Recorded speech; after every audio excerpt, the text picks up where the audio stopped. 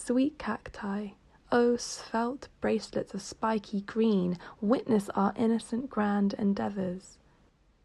All these parts shiver in the breeze. Pick the tulsi and the amaranth, cut the aloe for your skin, chop the parsley and the rocket for your lunchtime soup. Chillies and padrons all on the kitchen table. Cactus fruit cut open with a spine.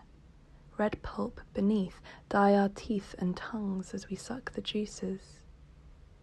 The riverbed runs rain into the concrete tank, and the water travels through systems of irrigation, pumping to the plant beds and gives life to the dry soil. Volcanoes sleep in the distance over there, and the sea glimmers in the east, our lointain mirror, where Virgo peeks over the horizon. In darkness, look for Mars and a new comet, green like the eucalyptus tree emerging, fine leaves deep in chiaroscuro, instances of light catches the edges, sharp and bright like succulents outline, distinctly round, thick velvety leaves, glimmer of a meteorite. We burrow through the blue noise of night and lie in the full moon, a place to rest, listen to the sounds of the late evening, dogs, traffic, crackles of vines breaking. A hooded figure works the dried husk, an embrace, arm and plant entwined, breath caught between movement and stillness, the distance between the moment and the witness. Snap behind the pine as a man shuffles in the cosy undergrowth. He appears behind the spray of needles and retracts slowly, a hedgehog bear, showing his face for just a moment before retreating away from our lenses. We will revisit this place. A new old garden, pathways of rock, pebble ash, dry palms, wire and concrete, shelter, cacti, birds, chickens, cats and bees occupy huts on stilts. By there a pond too, a covered oasis, skin-kissed fountain trickling for our blessings.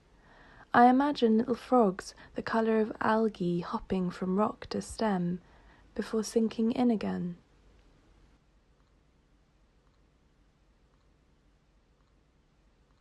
Makers of all kinds convene in the garden.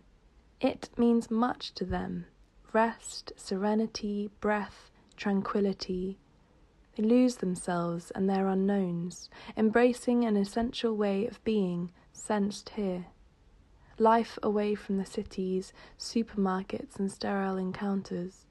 The work, the dormant, ongoing growing and strengthening of the soil, root work, the hunt for water, and health and healing, day in, day out, waiting for the rain, for inspiration, for systems to fall into place and breathe.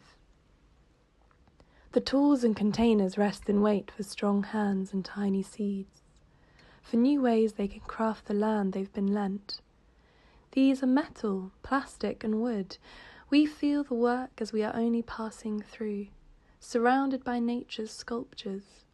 Rows of dancing aloes, fanning palms caress the clouds, synchronized birds dive for their young, the pinprick of a flower that is blue, compost mushroom dreams. I roam and dance and wander, sink my hands into the mulch by the rock wall of white, red and black. Collecting, piling up, turning and drying, planting the good stuff, sweating in the sun. Battered by the winds, feeding and being fed. A legacy, a mark on your earth, a span of new life and charged youth, gentle ripening, vigorous death. Go back 60 years to the old man and his donkey who sold the land to a young man and his family. A mere exchange that the place remains itself, neutral and free.